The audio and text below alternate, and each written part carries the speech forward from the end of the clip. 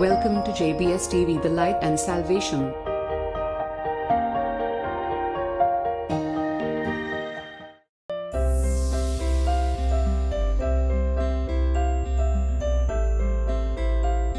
ಯೇಸು ಕ್ರಿಸ್ತನಲ್ಲಿ ಪ್ರಿಯರೇ, ನಾನು ನಿಮ್ಮ ಪ್ರೀತಿಯ ಜಾನ್ ಮಧು.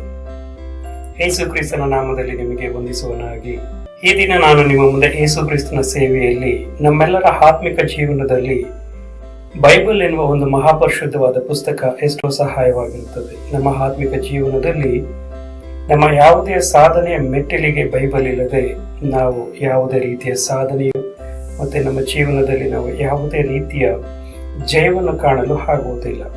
ಹಾಗಾದ್ರೆ ಅಂತಹ ಬೈಬಲ್ಗೆ ಬೈಬಲ್ ಎಂದು ಹೆಸರು ಯಾವ ರೀತಿ ಬಂತು ಎನ್ನುವ ವಿಷಯವಾಗಿ ಯೇಸು ಕ್ರಿಸ್ತನ ಹೆಸರಿನಲ್ಲಿ ಇಂದು ನಾನು ನಿಮ್ಮ ಮುಂದೆ ಈ ಸಂಚಿಕೆಯಲ್ಲಿ ಅರ್ಪಿಸುತ್ತಿದ್ದೇನೆ. ಕ್ರಿಸ್ತನಲ್ಲಿ ಪ್ರಿಯರೇ, ಆದಿಕಾಂಡದಿಂದ ಹಿಡಿದು ಪ್ರಕಟಣೆಯ ಪುಸ್ತಕದವರೆಗೂ ನೀವು ಬೈಬಲ್ ಎನ್ನುವ ಪದ ಬೈಬಲ್ನಲ್ಲಿ ಬಳಕೆಯಾಗಿಲ್ಲ, ಅಂದರೆ ಆ ಪದ ನಮೂದಿಸಿಲ್ಲ.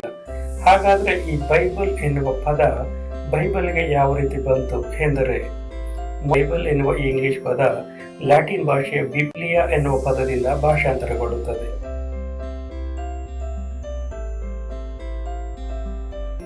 ಅದೇ ರೀತಿಯಾಗಿ ಗ್ರೀಕ್ ಭಾಷೆಯಲ್ಲಿ ಬಿಬ್ಲೋಸ್ ಹಾಗೆ ಬಿಬ್ಲಿಯೋನ್ ಎನ್ನುವ ಪದದಿಂದ ಬೈಬಲ್ ಅನ್ನ ಕರೆಯಲ್ಪಡುತ್ತಾರೆ. ಬಿಬ್ಲಿಯಾ ಮತ್ತೆ ಬಿಬ್ಲೋನ್ ಮತ್ತೆ ಬಿಬ್ಲಾಸ್ ಎನ್ನುವ ಮೂರು ಪದಗಳ ಅರ್ಥ ಪುಸ್ತಕವೆಂದಾಗಿರುತ್ತದೆ.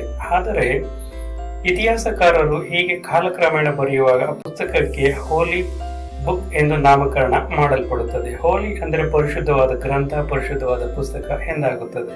ಹೀಗೆ ಕಾಲಕ್ರಮೇಣ ಕಳೆದಂತೆಯೇ ಆ ಬಿಬ್ಲೋಸ್ ಎನ್ನುವ ಪದದಿಂದ ಹಾಗೆ ಬಿಬ್ಲಿಯೋನ್ ಅನ್ನೋ ಪದದಿಂದ ಬೈಬಲ್ ಎನ್ನುವ ಪದ ರೂಢಿಯಲ್ಲಿ ಆಗುತ್ತದೆ.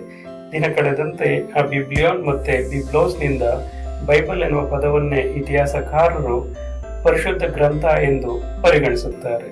ಕಾರಣವೇನೆಂದರೆ ಬೈಬಲ್ ಎನ್ನುವ ಪದ ಬೈಬಲ್ನಲ್ಲಿ ಬಳಸಿಲ್ಲವೆಂದಾದರೂ ಬೈಬಲ್ನಲ್ಲಿ ನಾವು ಅನೇಕ ಕಡೆ ನೋಡುತ್ತೇವೆ ದೇವರ ಪರಿಶುದ್ಧ ವಾಕ್ಯಗಳು, ದೇವರ ಪರಿಶುದ್ಧ ಗ್ರಂಥ, ಹೀಗೆ ಅನೇಕ ವಾಕ್ಯಗಳು, ವಚನಗಳನ್ನ ನಾವು ಓದಿಕೊಳ್ಳುತ್ತೇವೆ. ಅದರಿಂದ ಇತಿಹಾಸಕಾರರು ಮತ್ತೆ ರಚನೆಕಾರರು ಎಲ್ಲ ಸೇರಿ ಬಿಬ್ಲಿಯೋಸ್ ಅನ್ನುವ ಪದದಿಂದ ಮತ್ತೆ ಬಿಬ್ಲಿಯೋನ್ ಎನ್ನುವ ಪದದಿಂದ ಬೈಬಲ್ ಎನ್ನುವ ಪದ ನಾಮಕರಣವಾಗಿ ಪ್ರಪಂಚದ ಎಲ್ಲೆಡೆಯೂ ಹೆಸರು ಪ್ರಖ್ಯಾತಗೊಳ್ಳುತ್ತದೆ. ಕ್ರಿಸ್ತನಲ್ಲಿ ಪ್ರಿಯರೇ, ಬೈಬಲ್ ಎನ್ನುವ ಪದಕ್ಕೆ ಬೈಬಲ್ನಲ್ಲಿ ಆ ಪದವಿಲ್ಲದಿದ್ದಾದರೂ ಕೂಡ ಈ ರೀತಿಯಾಗಿ ಬೈಬಲ್ ಎನ್ನುವ ಹೆಸರು ಬರುತ್ತದೆ ಕ್ರಿಸ್ತನಲ್ಲಿ ಪ್ರಿಯರೇ.